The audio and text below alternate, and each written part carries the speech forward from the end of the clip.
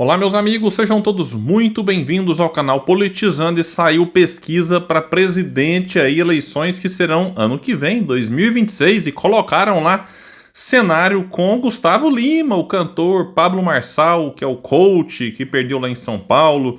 Aí, claro, tem o Lula, tem cenário com Eduardo Bolsonaro, tem muita gente, eu vou trazer aqui vários cenários também, avaliação, né, como está a imagem de vários líderes políticos, avaliação do governo Lula, como é que o povo está enxergando. Então é muita coisa, são muitos números, só que antes quero pedir a sua ajuda. Chegou no canal, viu que não está inscrito, se puder se inscreva, ativa aí o sininho das notificações.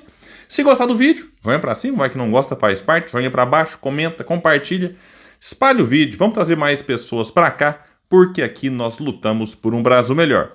Pessoal, é o seguinte, saiu pesquisa aí, Atlas Intel, em parceria com a Bloomberg, e essa pesquisa ouviu 2.873 eleitores entre os dias 26 e 31 de dezembro, então já tem alguns dias, mas divulgaram apenas aí há pouco tempo, e tem uma margem de erro de 2 pontos para mais ou para menos. Vamos pegar aqui a disputa nas eleições presidenciais, cenário 1, primeiro turno. Lula lidera com 42,5%. Em segundo vem o governador de São Paulo, Tarcísio de Freitas, com 33,2%. Em terceiro e bem atrás, Pablo Marçal com 6,9%.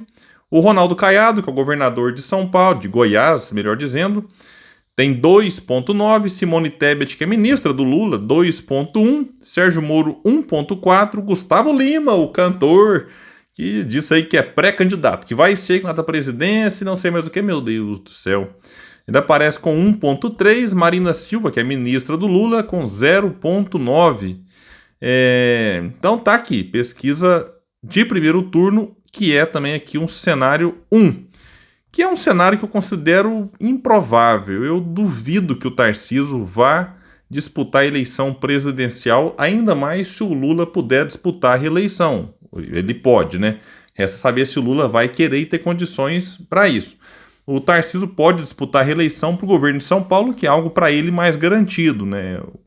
Tem maiores chances de continuar governador do que tentar a presidência e eventualmente perder. Mas ele é um nome cotado, sim, nos bastidores aí. Agora, no outro cenário, em que colocaram o Eduardo Bolsonaro como sendo o representante do bolsonarismo. O Lula muda pouco, fica com 41,2%. Então o Lula oscila dentro da margem de erro. Ou seja, o eleitor do Lula, independente de quem vai ser o candidato do Bolsonaro, não muda muito aqui. Mas quem aparece bem atrás aqui é o Eduardo Bolsonaro, com 23,5%. Lembrando que o Tarcísio tinha 33,2%. Ou seja, alguém da família Bolsonaro aparece 10 pontos a menos do que o outro candidato, que seria então aqui o Tarcísio. O Pablo Marçal também está dentro da margem de erro aqui com 7,9%. Caiado que melhora bem, aparece com 6,2%, ainda assim bem distante. Sérgio Moro, 4,6%. Aí o Gustavo Lima cresce. O Gustavo Lima vai para 4,6% sem o Tarcísio. 4,3%, melhor dizendo. Simone Tebet praticamente não muda, 2,4%. Marina Silva, 2%.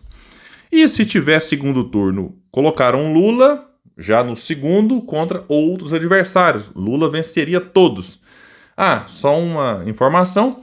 A Atlas Intel não testou, por exemplo, nomes como o de Ciro Gomes. Ciro Gomes que diz que não vai ser candidato, porém, em outros institutos, o Ciro aparece em terceiro lugar, muito bem posicionado. E teve um cenário que testaram lá sem o Lula, sem o Bolsonaro, colocando a Michelle e o Haddad, e o Ciro, nesse cenário, chegou a aparecer à frente do Haddad. Pois é, eu cheguei a falar dessa pesquisa aqui em outro vídeo, mas essa não colocou o Ciro, e de fato, o Ciro, como fala que não é candidato, então nem tem obrigação do Instituto colocar o nome dele. O Instituto fez o certo. Já que Gustavo Lima disse que quer ser candidato, colocou. Então, de fato, tem que colocar mesmo para ver qual que é a opinião do eleitor. Cenários desse segundo turno. Lula contra Pablo Marçal.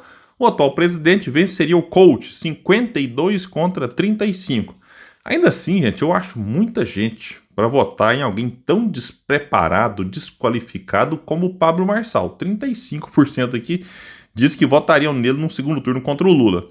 Lula contra Eduardo Bolsonaro, 50 contra 39, diferença aqui de 11 pontos a favor do atual presidente. Lula contra o ex-presidente Bolsonaro, 49 para o Lula, 43 para o Bolsonaro, uma diferença aqui de apenas 6 pontos. Se a margem de erro é de 2, essa diferença ela pode estar em 10 ou 2, né? Se a gente pegar aqui nos extremos de um e de outro.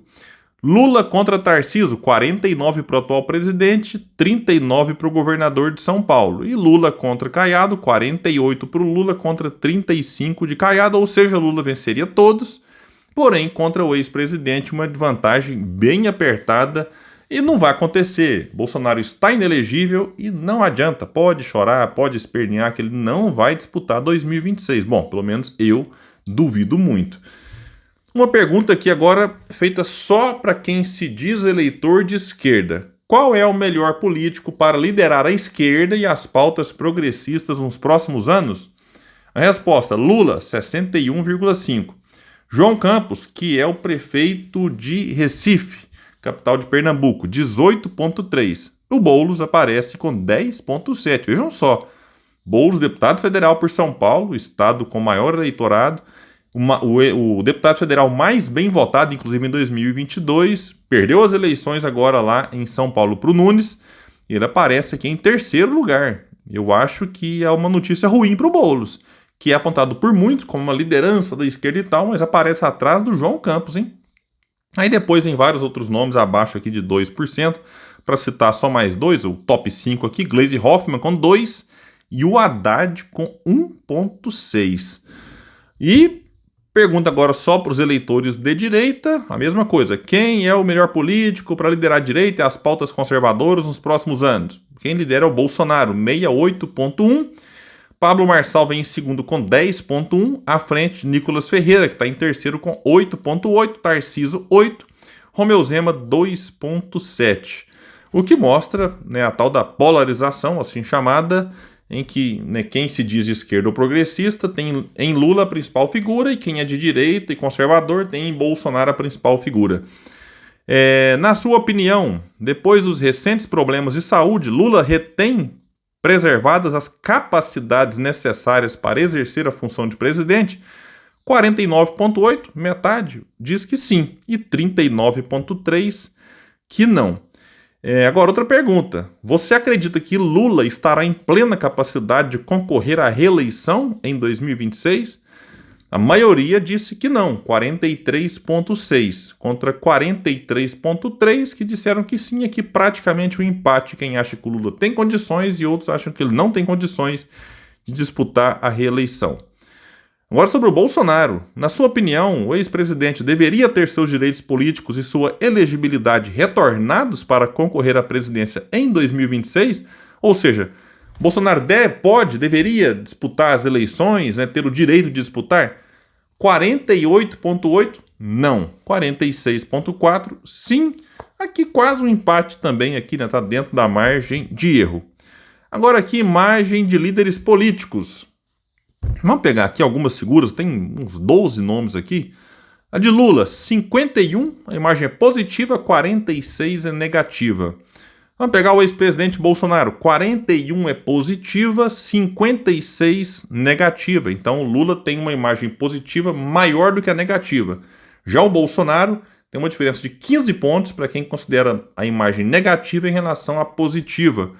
Pegar aqui o que muitos apontam como sendo o sucessor do Lula, que é o Haddad, 47 de positiva, 50 de negativa. Tarcísio, governador de São Paulo, 46 de positiva e 50 de negativa. Então aqui, resumindo, os únicos que têm mais positivo do que negativo é o Lula e o Alckmin. O Alckmin tem 48 de positiva e 47 de negativa. Os outros todos têm mais negativo do que positivo. Aqui chama atenção Ciro Gomes, que segundo a pesquisa Atlas Intel tem a imagem positiva para 19% dos entrevistados e uma imagem negativa para 67% dos entrevistados. Realmente números aqui muito ruins para Ciro Gomes, o que difere um pouco do que outros institutos têm trazido, já que o Ciro, repito, aparece até bem colocado em pesquisas aí, né, quando o nome dele é colocado em cenários de primeiro turno.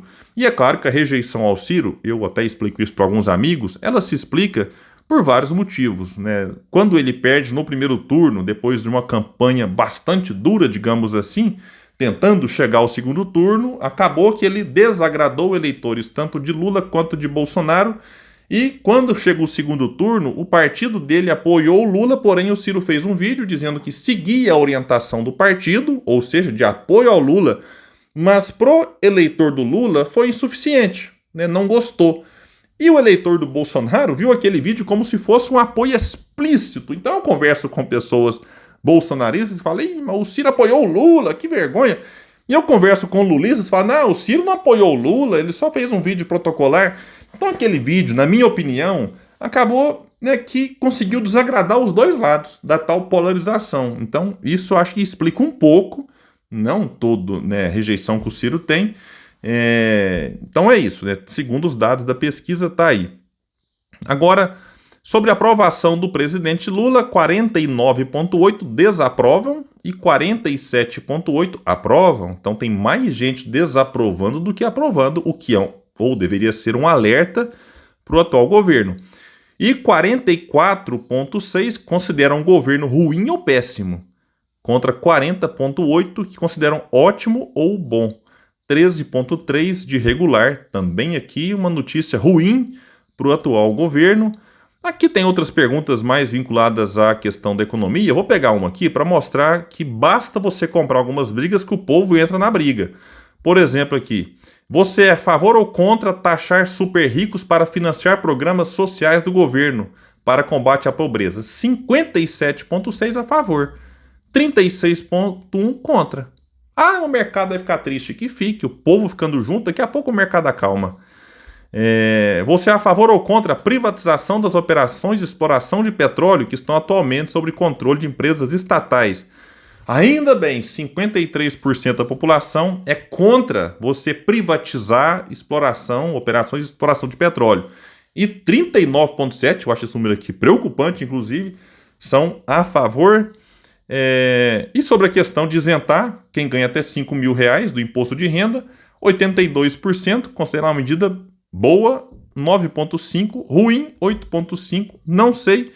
Então tá aqui, é mais um motivo para o governo mandar rápido essa coisa para o Congresso discutir e aprovar, e tem que aprovar. Acaba 2026, vai mexer na arrecadação do governo, se vira e arruma aí dinheiro dos super ricos para ajudar quem ganha até 5 mil e isentar, que é uma promessa de campanha do Lula. Bom, e antes de encerrar o vídeo, quero convidá-los. O canal Cineminha tá lançando vídeo novo aí toda semana.